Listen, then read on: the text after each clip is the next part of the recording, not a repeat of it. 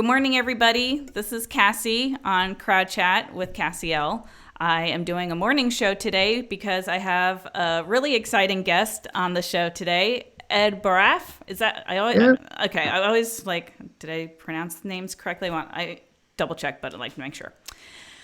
From Pencil First Games is on the show today, and thank you for being up early with me. I appreciate you Oh, being no on the problem. show. No problem at all. Thanks for having me. Yeah, absolutely. So I wanted to talk mostly about your crowd building because your last couple of campaigns, actually a good handful of your campaigns, bring in a good amount of backers. And I'm looking at Skull Hollow that brought in over 3,000 backers alone just for that one. So you've been bringing in a pretty hefty crowd to your campaigns. So I wanted to know, how did you feel and how did you market? Like, I'm looking at Skull Hollow, 100 Tory, Herbaceous Sprouts. They all brought in over 1,000 backers. So is that something that you were excited and ready for, or was it, a surprise?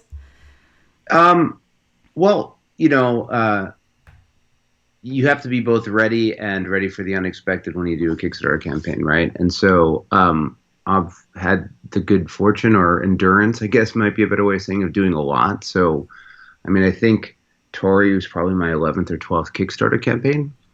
And so, being that weathered, you sort of like get used to sort of what the outcomes are on these products. And what I would say is that Skull Hollow was a massive success for me. That really exceeded expectations. It was a huge title, which is also, for what it's worth, released to retail this week or last week. So Oh, Skull Hollow.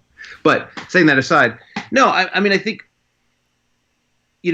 over the years I've come up with a good baseline behavior for how to build an audience, which I'm sure we'll talk about. Uh, and then I think the performance for me between probably 600 to 1,000 backers or 1,500 backers, that range, and then hitting something in that 3,000 category like Skull Hollow, I actually think has as much to do about crowd and marketing as it is just the product. Like, I think the performance of Skull Hollow was so high because the game's amazing, and the art and presentation, and it's super evocative. So it as a title, um, of folks in a really big way. It has the huge meeples and all those different things, and I think it really was the product that performed that drew that sort of out of what would be my normal range of like 800 to 1,200 backers on these campaigns, which is sort of what I would say is my like consistent crowd, or the usual folks that have started to grow and love Pencil First games.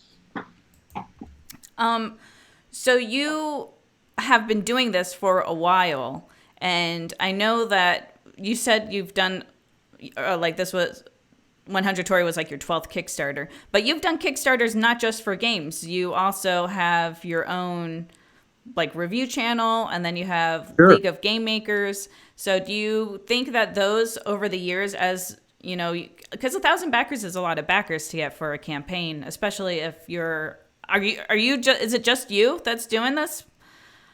Yeah, I mean, it's not just me who makes the games, right? Like, these games are collaborations with designers and artists.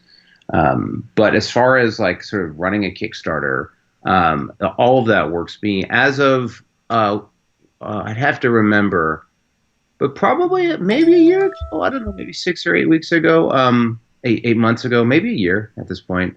I actually brought on, or I have Anne Maria Jackson Phelps helping with social media, and so she does Instagram, Facebook, and sort of Facebook postings, much in line with what I used to do. I think she does it better, but like much in line with what I used to do. But that was something where at some point I felt like, hey, having somebody who does 10 or 20 hours of support a month, or during a Kickstarter campaign it goes up, but somebody else just sort of handling that, was a good way to sort of conserve my time a little bit. And I think she does a really nice job with it. But so other than her help, and maybe a creator artist or somebody from the whatever game we're working on. Those Kickstarters are pretty much run by me in terms of building them out, setting them up, running them, dealing with fulfillment and all of that stuff. So Skull College is fulfilled, and that is it was a considerable effort, but I'm excited that I'd like to say 99.9% of backers have it. There's still a couple more copies finding their way. But yeah, I think it's still something that you can handle as an individual. Like and mind you, one of the reasons we are having this call so early is I have a day job, right? So I'm also working a normal job. So I think a lot of it just comes down to planning and preparation and timeline. One of the things that I try not to do is rush Kickstarters, right? Like, I think when you're doing your first Kickstarter, you set a date and you got to do it. But over time, I've just sort of said, I've got a few different products and projects that I'm working on. They'll sort of finish when they finish. You never know when an artist will have a problem or a designer, or you'll hit a bump, or all sorts of things happen that are unpredictable. And then as they come to fruition, then they sort of get slotted in. And you mentioned the other campaigns. Those have been pretty small. I mean, the Gaming with Edo season 1 campaign. I don't remember the backers, but it was probably like $5,000 or $6,000. Or it wasn't season 1; it was like season 4. And then the last one was more like $1,000. I mean, so those have been like for equipment and for mostly equipment, actually, almost entirely, and a few other things, website, that kind of thing. But again, I think I've found a good rhythm to do Kickstarters in this range, and then you'll have something like Skull Hollow that's like a huge game. But I think it's not because I really did all that much different. It's really that the game was that exciting, that kind of thing. All right, so I know you said 1,000 backers has been like the average, and then that jumped up to 3,000. Did you do anything really like? The reason I want to ask is because 1,000 backers is a lot of backers for someone to. I know that you've been doing the Kickstarters for a while, but it's a good hefty amount of support. And what do you do on average before you brought Anna Maria Jackson Phelps on to help you? What were you doing to help grow the campaign and just to get your name out there? Like I said, I know you have the review show, which I think is actually really helpful to reach out to others and kind of like give them support, and then in return they want to support you. But is there anything else in addition to that you've done to really just to get your name out there and the brand out there? Yeah, absolutely. And I think that as a side note, on that review channel, I also have the League of Game Makers stuff, and I've done some videos on this topic, I think. But what I would say is, there's a lot of different parts to it. At its core, I think up front, right, just being an active part of the social media and online community ongoing is valuable. Part of how I started the Gaming with Edo channel was after I did Liftoff, which was my first campaign, and like I had to like interact with people outside of my hometown and my home store for the first time, like for anything. It was this sprint to try to find people and get people engaged and excited about the product. And it was really what brought me into like, oh, there's this online board gaming world. After that was when I was like, games are like once a year. I need to do something that's engaging with the community more often. So I certainly think that there's a lot to be done there. Once you have your game, I also think getting out early and often in terms of playing it, going to conventions, getting interaction, getting feedback around your title goes a long way. Like it's both the online activeness and I think the physical activeness, which is valuable. And then a lot of it at that point comes down to how you're getting the game out, getting the word out. I think there's a couple of different parts to it. One part of it is you can always start pulling people into your development process and your ideation process, sharing early images of stuff, doing design diaries if you're a designer, really just trying to have an early tail, or early whatever, before head, I don't know, the front before the long tail is the front, I'm thinking and engaging teasing what you're doing. It's a little different if you're totally unknown versus somebody. When I talk about the Whatnot Cabinet, which is an upcoming game that's with Steve Finn and Beth Sobel, so it's part of the Herbaceous Sunset Over Water family. I don't have you bring that up or you put a box logo out, and there's already some excitement for it, right? Because there's an awareness already. But when I was doing Liftoff, or you're doing a title that doesn't have a pre-following, like Heroes Welcome or something else, or Legendary Creatures, it's back towards that share and engage. You do want to have reviews and review copies. That's something that you're working towards, and getting from a design prototype to a little bit more of a physical prototype. That's something I've traditionally used the Game Crafter for. I think it's a great service for that, so that you can have, good representative versions of your game that people can play and enjoy and review and take a look at, or preview. For some campaigns, I've started actually trying to get some more manufacturing involvement, so that it's even sort of like more representative, but it tends to be a combination depending on timing. So getting the copies out, and then,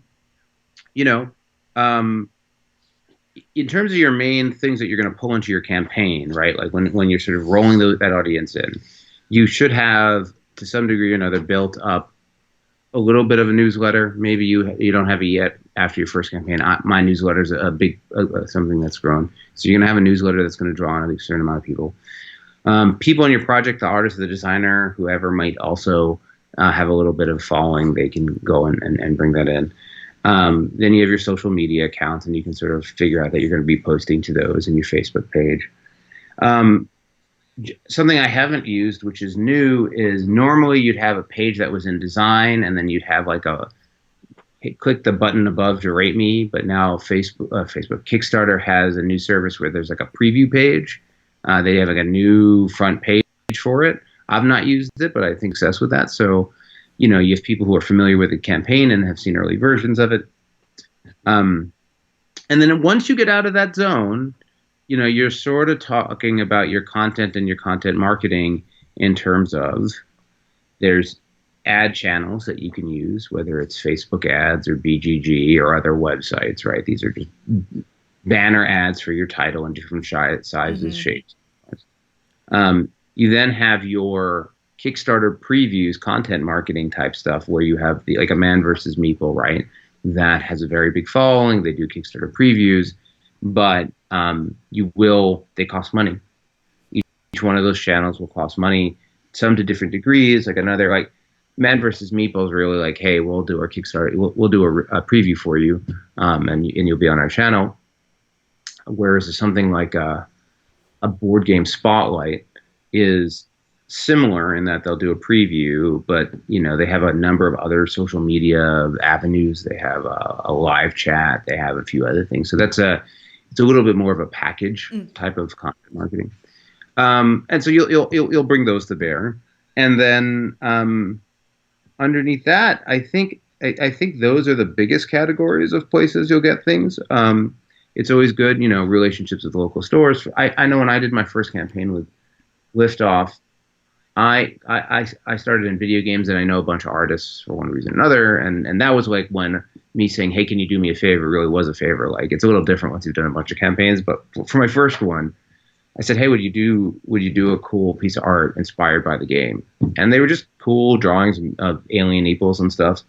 But so then I was sharing those and getting people excited about those to tie in the game. So, I mean, for me, I have a little bit of awareness vis-a-vis the review channel or the League of Game Makers channel, so I can do like what I did differently this time type of video. I mean, not everyone. But I think, leveraging what other social networks and social interactions you have as a person is a good thing. I mean, there are some people who are road warriors that just like take their games everywhere. I don't have the time to do that because I have a full-time job, but that's part of it too. Having a full-time job, you still seem to do really well with your campaigns, which I think a lot of people I've heard, it's a struggle is finding the time to do all of this. And I know you just recently brought Anna Maria Jackson Phelps on, but doing everything beforehand, I think I think what you said earlier is pretty important, is not to pick a date and then work towards a date. Work, and then the date will kind of present itself for when you should launch. Because Oh yeah, I have to do that. But I mean, I think so. I mean, there's the busyness of having another work, but then there's also the fact that you're having another revenue. You know, you're getting paid, right? So I think I afford myself the luxury of time because in many ways, Pencil First Games for me is an opportunity to make fantastic games with fantastic people. Like I really like building and making things, and so you know, it would be a different situation if I was like, I'm not going to make rent if this Kickstarter doesn't go, or like whatever. I think that also leads to maybe not the most advantageous decisions on for somebody, but you know, being organized goes a long way. mm, Having really good time management goes a long way. Being certainly aware of the emotional roller coaster of a Kickstarter, but also just the happens at all the different stages. My next Kickstarter is Lift Off, Get Me Off This Planet, the expanded deluxe edition. I have the Kickstarter page ready. It's mostly put together. I have all the art assets. I'm getting my demo copies together. For this one, since it's like it has an upgrade version for the original. I had to actually build it more like I had to work with the manufacturer on it. So I'm going to be getting some copies. And then originally I had wanted to do that the first couple weeks of December. What is it? October 14th? No, it's not. Yeah, yes, it's Columbus Day, right? Or but I don't know.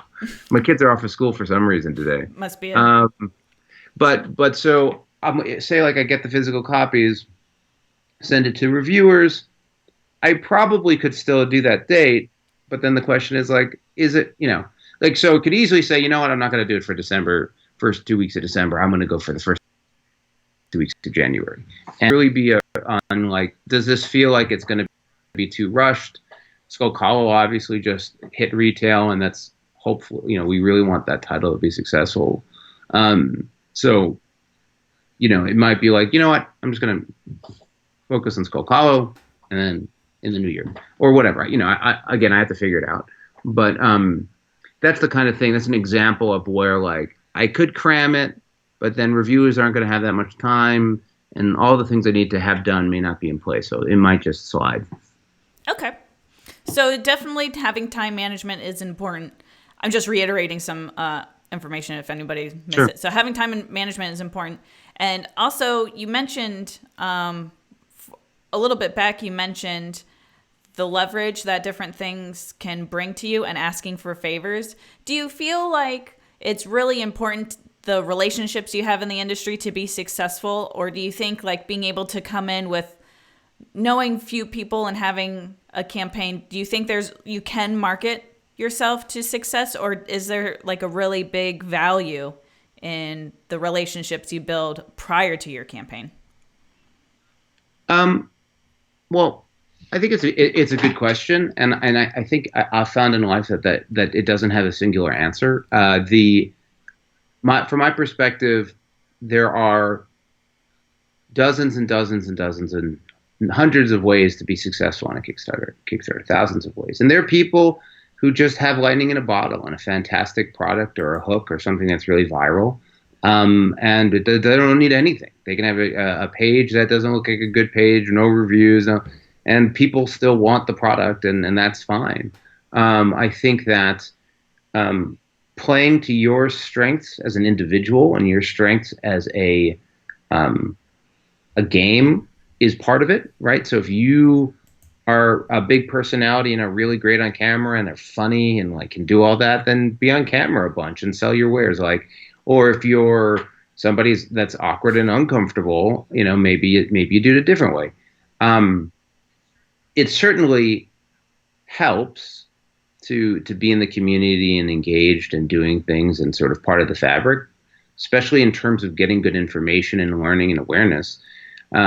But what I would say is there's no silver bullet right now for success on Kickstarter, and the competition's through the roof. And you're on any given Sunday, you're competing with 20, 30, 40 people that did as much as you did, but probably more. And it's tough, and so I think being modest about your goals and expectations is a big part of it too, right? Like saying, one of the things that is important for me is that like the opportunity is to make the game. That's really what is exciting and why I go to Kickstarter. It's like, hey, here's an idea, I want to make the game. So for me, like a number of people thought that um, Tori was going to perform better.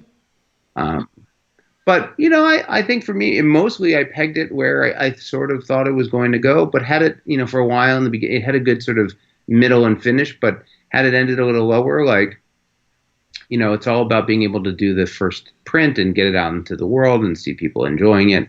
And so for me, it was okay. Like I don't aspire to gigantic campaigns for the sake of gigantic campaigns. It's mostly aspiring to make the game. And so I think if you can sort of try to carry that humility, I don't know about humility, but just that perspective, it helps when you're when you're doing it. I mean, I had a campaign gem-packed. My third campaign, it was like a squeaked by $12,000 campaign with target of 10, like barely made it. And but I love that game, and eventually it sold out of retail, and so I mean it worked out. I have a copy of that game. Yeah.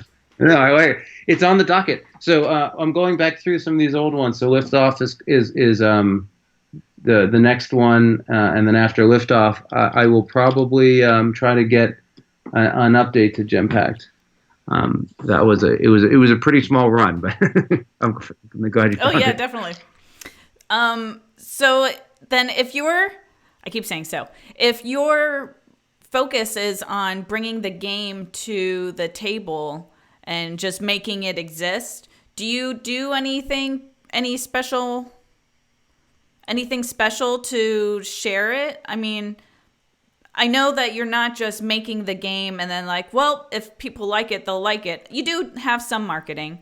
And now that Skull Hollow is in retail, there's a couple of new things going on for you too. Are you still focusing on just making the game, or now that, especially with Skull Hollow because it did so well, have you shifted a little bit into like, I have to make sure I make something that is going to last post-campaign, so I need to keep marketing through and continue marketing? Because now, like you said, you have Anna Maria and Jackson Phelps that's helping with it. Was that decision because of Skull Hollow, so you can keep going in past? So over the years, Pencil First Games has had more and more of a retail presence. Some of the games are just the remainder of the Kickstarter print. Some games like Herbaceous or Sunset Over Water have, like Herbaceous is easily my most successful title to date as far as retail sales, and hopefully Skull Hollow gets there. But in terms of just volume of units, I've done a number of prints of Herbaceous, and certainly a part of getting Anne Maria involved was about having a more consistent presence, not just sort of bubbling up around the Kickstarter and trying to do it more regularly.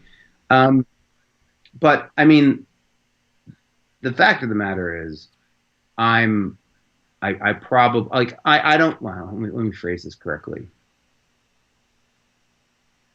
I am not a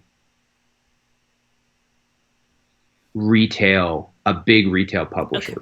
And what I mean to say is, I'm trying to say it the right way. Like, I'm engaged with retail. I enjoy retail. I try to have good retail partnerships. I go to Gamma, and I try to create promotions for retails and demo bundles and tournaments and things like that.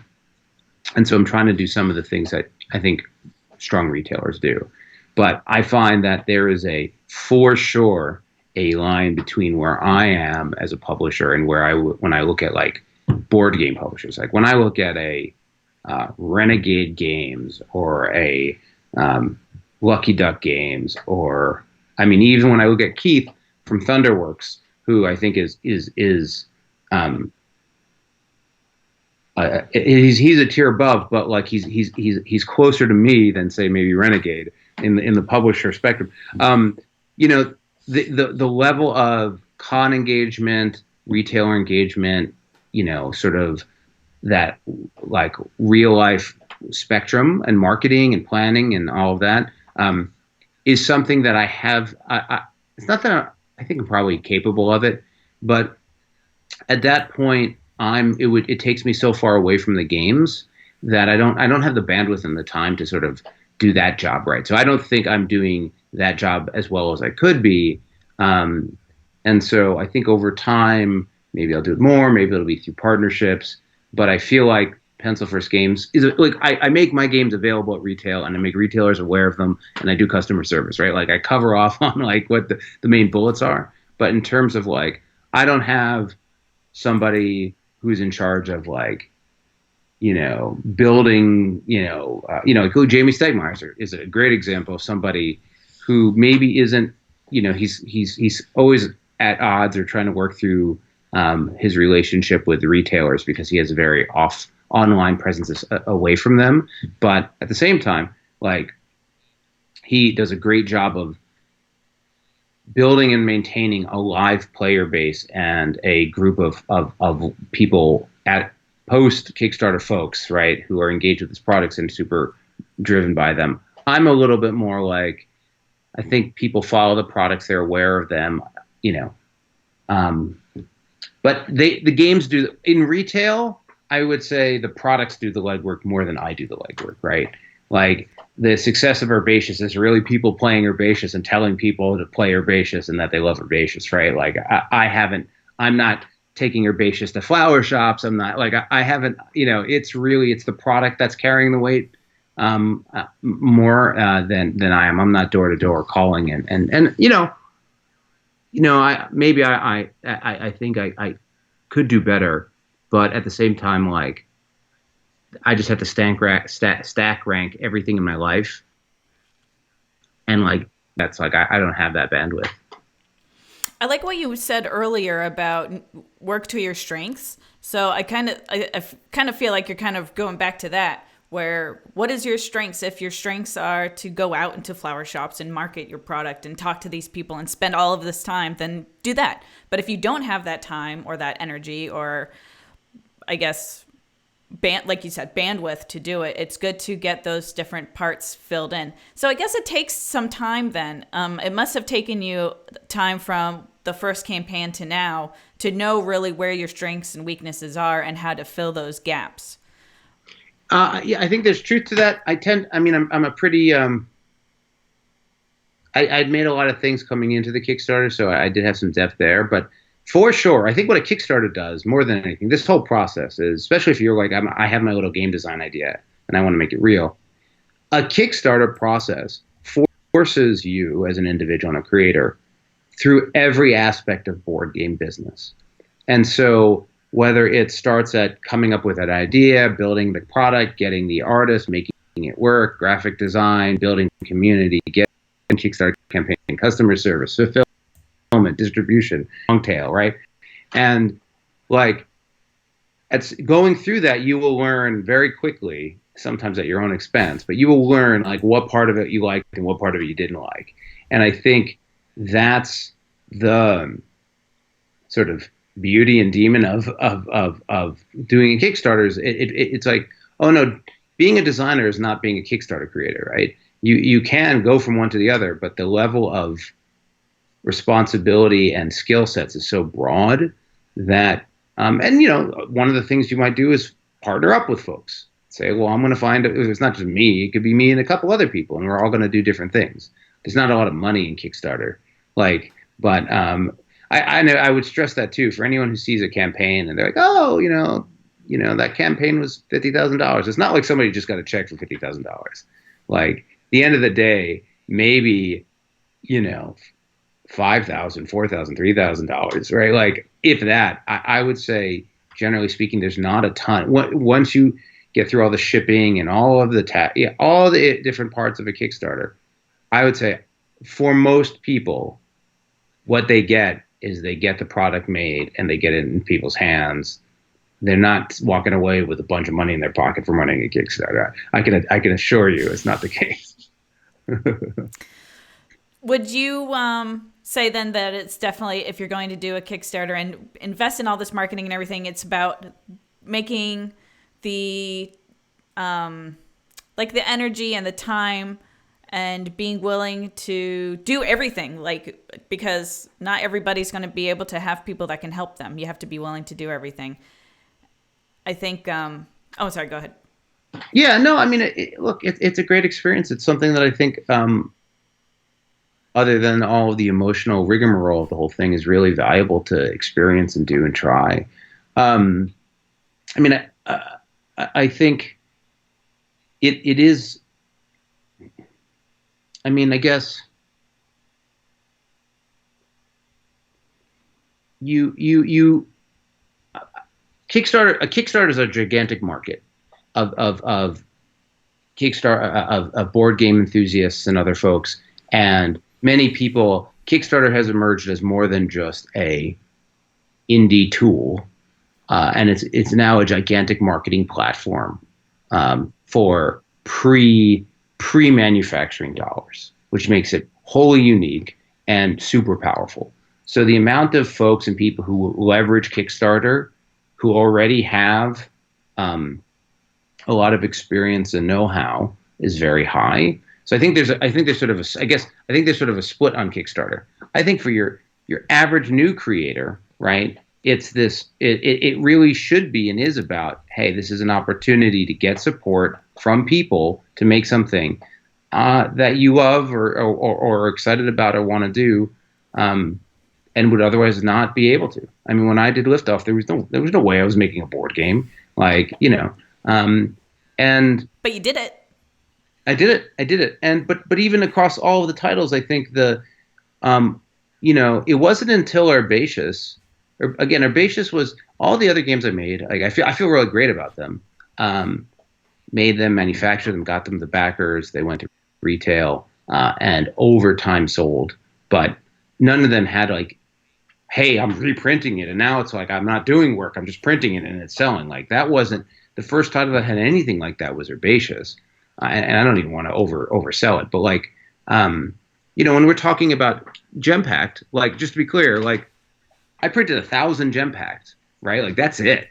So there was probably 400 that went to backers, 500 that, I don't remember. It's probably lower. It was probably like 350 that went to backers, and then some others that went to retail, and then sold it at cons and stuff like that. And I couldn't, as a business, reprint it, right? Like, if I was like, I'm just going to try to get whatever. If I want to print another 1,000 units, maybe $4,000 of capital, $5,000. It would depend, but whatever, some amount of money. Like, I don't just have that $5,000 sitting around to be like, let's put it into Gem Pact and then see how it does again. Like, right. To do Gem Pact again, I would need to do another Kickstarter, also to validate the interest, right? And so, but I also know that, like, you wouldn't do the same thing, right? So if I'm like, I'm going to lift, or Liftoff's the same example that's a little bit further along. It's the same sort of thing, but Liftoff's even more expensive. It was like a $12 a manufacturer type of game, right? So to even do another $1,000, like to do 1,000 unit run would cost me $12,000, right? And so, or more, or whatever.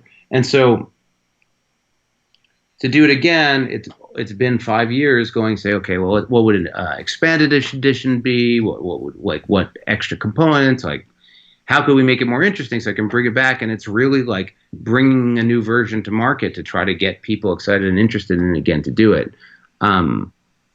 So I'm like in the middle, I guess. And again, Liftoff, when I did it originally, was really like, I had no idea what I was doing in the board game world. I know what I'm doing in the board game room, but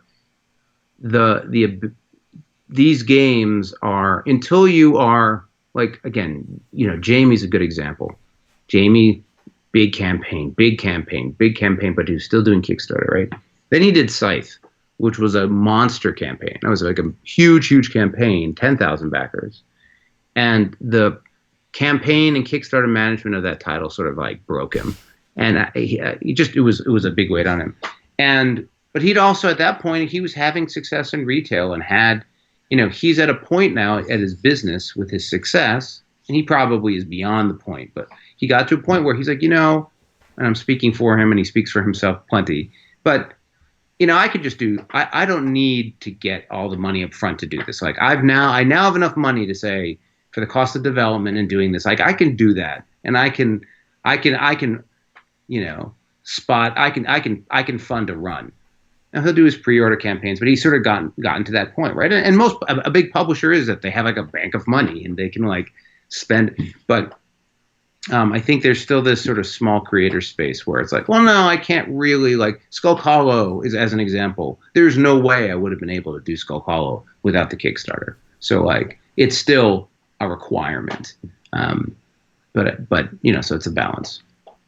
Do you feel, I think that there's probably I'm going to let you go soon because don't want to keep you too late, but do you feel, because Liftoff was your first game and you're bringing it back, do you feel like you have a lot that you're bringing to, that you've learned over the years that you're going to bring to this campaign to, I guess, put some new eyes on it, get a refreshing perspective on it? Is there something that you feel over time that you're prepared for now that you weren't then?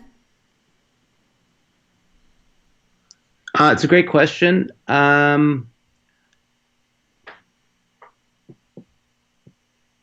This version of the game was completely underwater from a manufacturing perspective, and I lost a ton of money even after the campaign. Like it was heavier than I miscalculated shipping. The game cost way more than I thought it was going to. Or not that I thought, but like the maths I didn't really do well. So for this version, which is this one.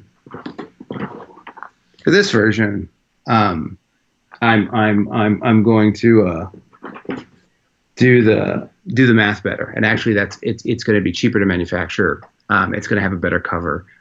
So there are a lot of things, and it'll have a nice insert, and I mean there are a lot of things that I have learned, and I'll be leveraging for the campaign. Though at the same time, just to be like, for me, I don't actually have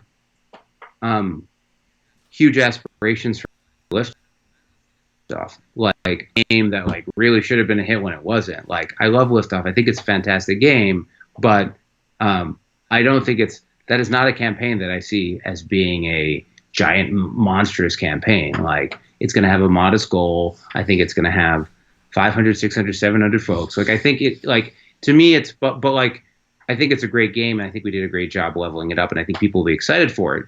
Even like to say the original Liftoff video, I did this amazing is probably too big of a word, but like cute, cheeky, fun stop motion animation with the meeples, like that, like was great. Like I look back at that now, and I still like if after this video you go to the original Liftoff Get Me Off This Planet campaign and you watch that animatic the stop motion, like you're gonna smile and you're gonna chuckle. And that I'm going to use it. I'm just going to use it again from that original campaign. And then I'll probably have myself start talking the old Ed, the 5 years ago Ed. And then I'll like probably interrupt Ed and say like, this is me Ed now. And I'll do something fun. But I think it's going to be on par, right? Like in some ways it's like what's different is like I didn't have a newsletter then, and now I have a newsletter, and there's probably 4,000 or 5,000 people on the newsletter, right? That's a difference. That's great. In terms of social marketing, at the time I did Liftoff, I was unemployed, so I was all over social media at that time, just like all the time. But I think Anne Maria will do a good job there. There's nothing, and in some ways it's sort of like because I think it's going to be more modest. Like, I don't think I'm going to do much content marketing, which is to say, like, I don't think I'm going to have a Man versus Meeple or something like that. Like, I just feel like, I guess like each campaign kind of tells you what it's going to need. Yeah. And it's just also how much, look, at the end of the day, I think people get lost, but like, assuming you don't have a ton of money, which is, I think, a fair assumption for a lot of people. If you're spending $1 in marketing, you're like, hey, I'm gonna spend $1,000 in marketing on Facebook ads. You're saying, I believe I'm going to spend $1,000 here and make $1,000, at least $1,000 on my campaign. That would be break even, but you probably would want 2,000, 3,000. But $1,000 of spend does not equal $1,000 of pledge, right? So if I spend $1,000 and I get $1,000 in pledge, well, underneath that $1,000 is Kickstarter fees, the cost of the game, the cost of shipping. So like, let's say your profit margin is $10, which is probably not the case, but let's just say it is. I spent $1,000 marketing. If my profit margin per product is $10, that means, this marketing has to bring in 100 backers. If it doesn't bring in 100 backers, then actually, because that was pure money I spent. That wasn't like, if I just spent that money and I don't get that many backers, you're actually losing money. Now, you might fund your campaign, maybe you sell things down the line. There's all sorts of reasons why you market in an inefficient way. But again, if when you look at a campaign, you're like, this is going to be modest, and you sort of want to be like, you need to gauge the right amount of spend to the right amount of rocket fuel in the product. So again, like in that Skull Hollow example, like Skull Hollow had a lot of rocket fuel, like in it. Herbaceous had a lot of rocket fuel in it. Actually, in Liftoff, that actually did, for a first-time creator, have a lot of rocket fuel in it. It cost me more money higher than it went. But so you want to market that way. But there's some titles that, don't have that same, leverage or grasp, and you can have people who spend a lot of money on a title that doesn't have the kind of lift, and then you end up losing money. So it's tough. A lot of people end up making mistakes on Kickstarters and have a lot of challenges.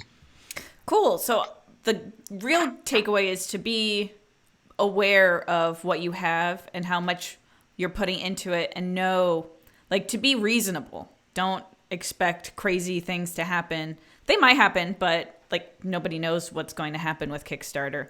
Yeah, so it's a hit-driven business, and it's also it's really tough. You don't automatically have that awareness, right? That's something you need to develop over time. It is something the community can share with you, and there's for every person who is, I don't like to use the word delusional, but for every person that is sort of caught up in their idea and ignoring community feedback, that's like, hey guys, you need it. Hey man, you should probably put a couple pictures on your campaign. And hey man, it doesn't make any sense. It's just a block of text.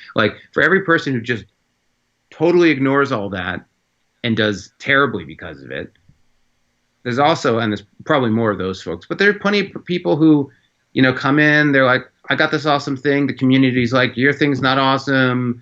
It's not laid out right, blah, blah, blah. And that guy's like, yeah, okay. And then, makes $3 million on Kickstarter, and everyone's like, I don't understand, because, but so it's a balance, but the community can help you appreciate the marketplace, and understanding the marketplace and having taste in games and awareness of marketplaces is pretty important.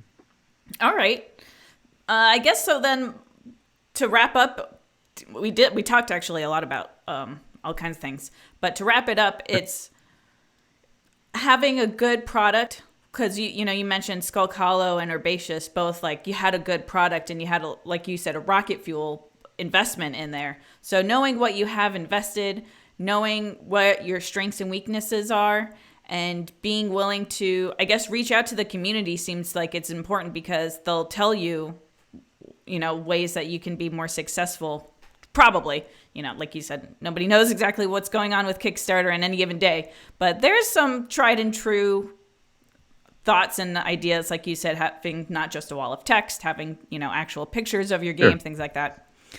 Is there anything that you want, before I let you go, is there any additional takeaways that you want to add to it? Because like I said, we covered a lot, but I really think the main focus was making sure that you're aware of what you have and you don't rush yourself.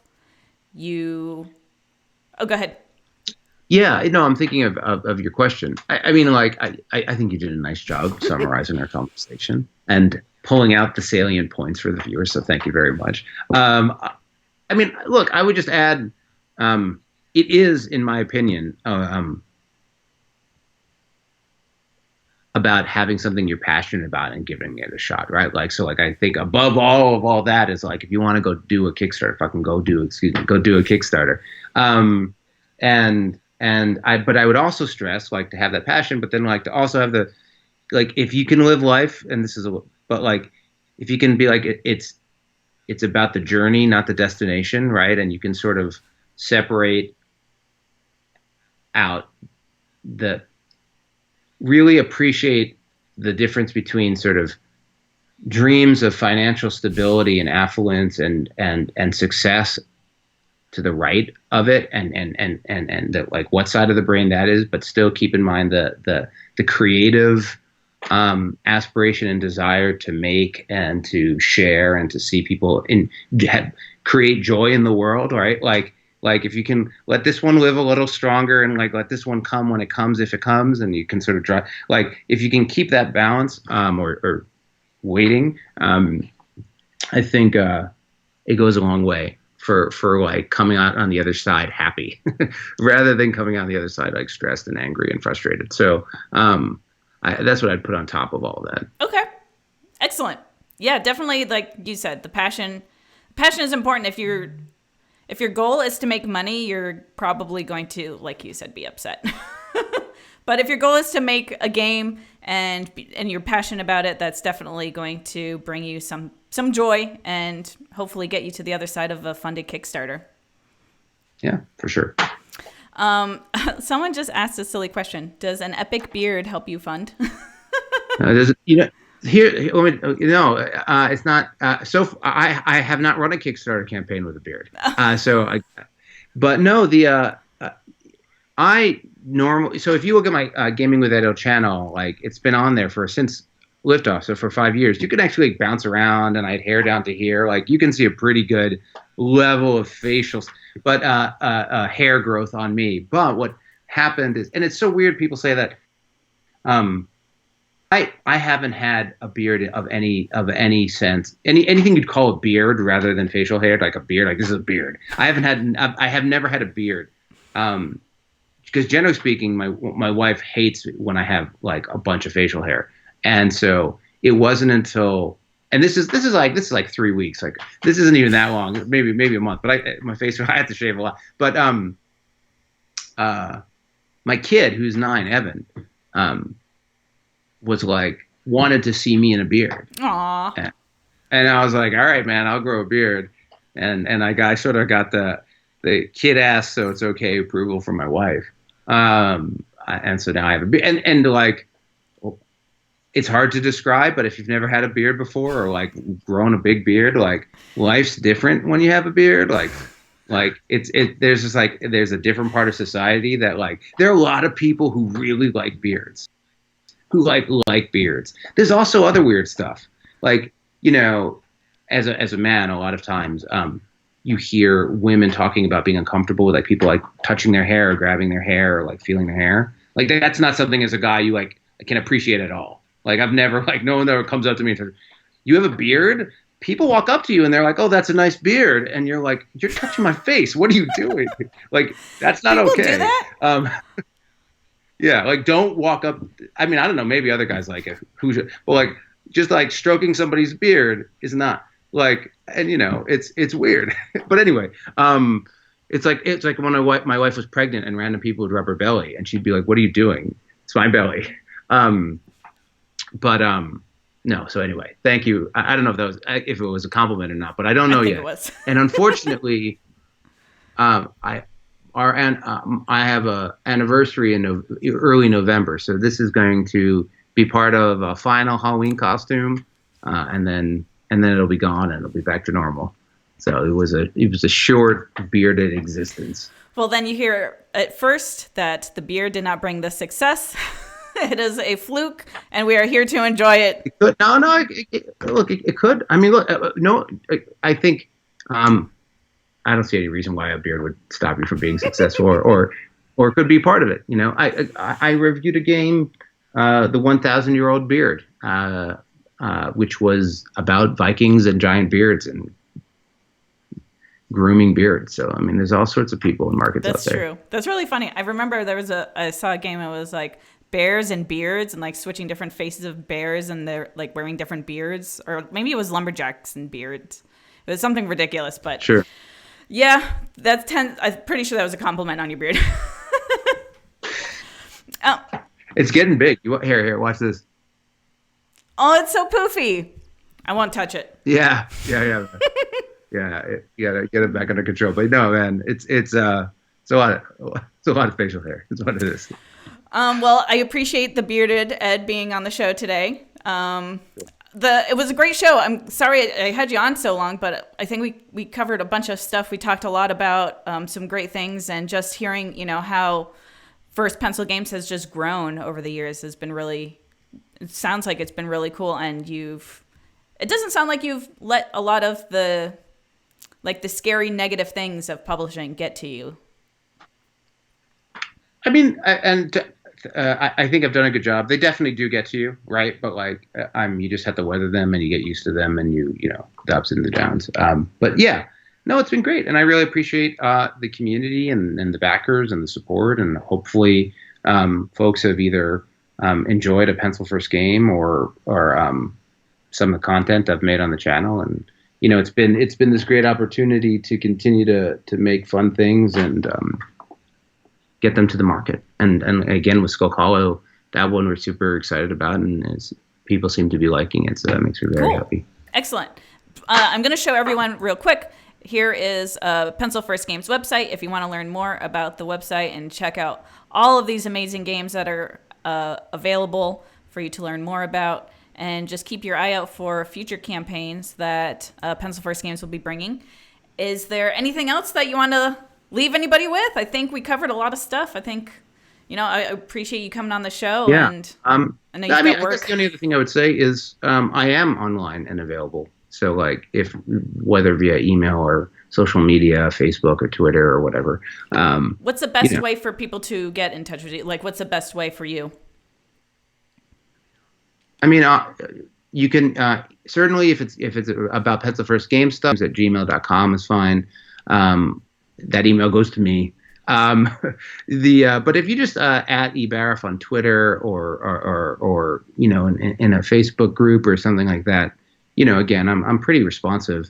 Most of the stuff have a Skull Hollow has a Skull Hollow page, and you can comment on it, and I'll respond to it. Or sometimes, usually if it's a direct question for me, Anne Maria doesn't handle it, but she'll also sometimes handle some of the general questions that come in about when something's coming out or that kind of thing. But no, just generally speaking, if you try to find me, I'm pretty easy to get a hold of. And if anyone wants to see your Game of Game Makers and your Gaming with Edo show, is that available on Pencil First Games website? You'd have to go to baraf.com, and then you can see it on the website, but just go to YouTube. I mean, there's a website for it, but if you just search Gaming with Edo and you go to my main page, it's got all my reviews, but then underneath it, there's the League of Game Making playlist. And certainly anyone who's I want to know about, I mean, I don't know the number, but I think I've got, it might be 100 videos on how to do Kickstarters, make games, publishing, marketing, licensing, all sorts of stuff from my perspective. And if you just go through those, you're going to find some interesting stuff. Okay, excellent. Thank you so much for being on the show. Anybody that wants to know more information, there is baraf.com and pencilfirstgames.com, and you can get a hold of Ed from the numerous locations that he mentioned.